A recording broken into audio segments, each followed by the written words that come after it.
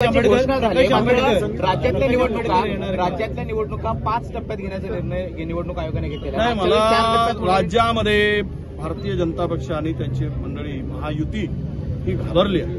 गुजरातमध्ये 26 जागा किंवा 25 जागा असताना एकच टप्पा आणि महाराष्ट्रात मात्र 5 टप्पे, याचाच अर्थ हा निघतो की येथील पायाखालची वाळू सरकल्यामुळं सावरण्यासाठी त्या धक्क्यातून आणि ह्या जो काही येणाऱ्या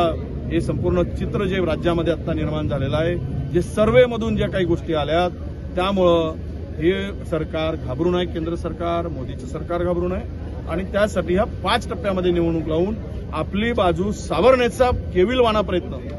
ते करत आहेत असं मला दिसतं।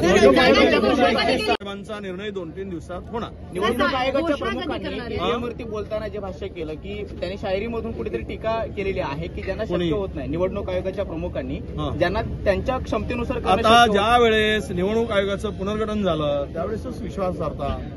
देशातील जनतेची थोडा त्याला धक्का लावण्याचं काम जे अमेंडमेंट केलं गेलं, ज्यामध्ये सर्वोच्च न्यायालयाचे सीजेआय जे त्या ठिकाणी होते त्यावेळेस त्यांना काढून 2 वर्षेस एक निवडणुकीची प्रक्रिया पार पडली। त्यावेळेस अनेकांनी त्यावर